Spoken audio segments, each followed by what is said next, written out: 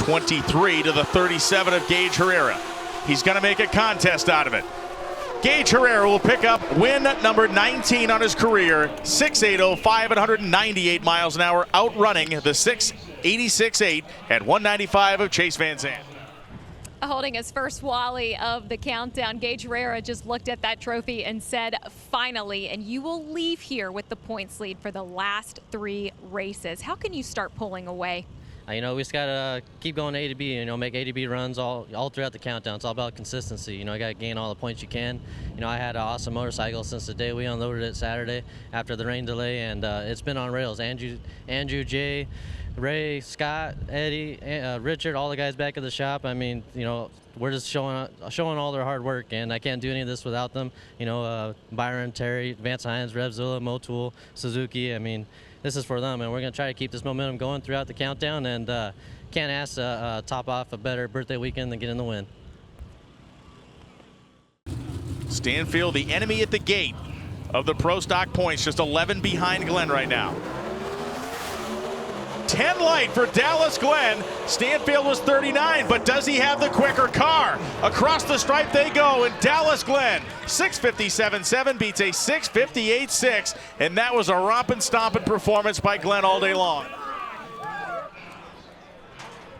Back-to-back wins for Dallas Glenn here in this NHRA countdown. Why are you stamping your name all over it? Oh, you know, I really want this one, you know, this season, and really want the championship. We've had several really great years, and I've always came up a little bit short, and I really want this one. I've been to 3 final rounds here. I always came up just a little bit short, and I really wanted it on that one. You know, we drove over here from North Carolina last weekend, and the next day everything got washed out.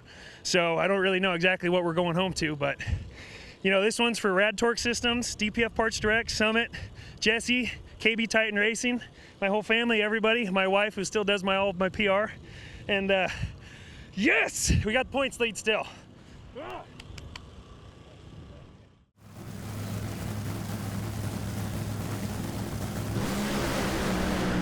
And he might not get it today. Torrance a 36 reaction time, and at the stripe is Tony Schumacher by 11 thousandths of a second. What a drag race. 371.8 beats a 376.3, and that's 2 wins on the season for this team.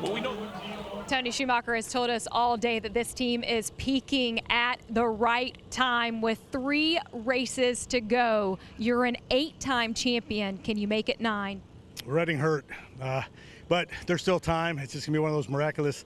What we got to do is stop those points leaders. Us running Antron, it was important, but hey, first of all, to my wife at home, I know you skipped this one with what the weather conditions look like. Love you, can't wait to get home and see you. We got 3 more to go. We're gonna go out and win, but if we can't sell some Leatherwood bourbon winning races, man, Snake Eater, remember, ask the stores.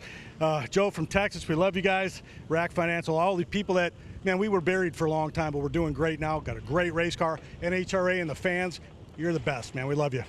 Whoa! Can Ron Capps get back into the winner's circle for the first time since Indy last year? Beckman's hanging into this one, and at the finish line, it's Beckman. For the first time since the 2020 season, he has won a funny car drag race. 385.6 beats a 388.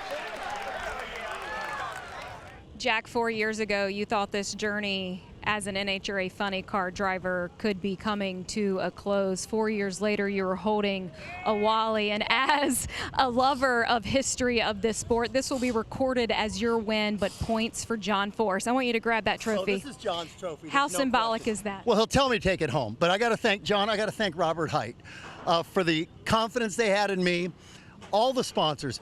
When Robert called me, he said, listen, here's the deal. If you want to do it, I still got to check all the boxes off. And they called Peak, and they went to Chevy, and everybody said, yeah, we're willing to let him get in there. They took a chance on me. And that group of guys right there on the Peak SS Camaro, they're the baddest in the country today, and we are going to savor this. It feels great to be back.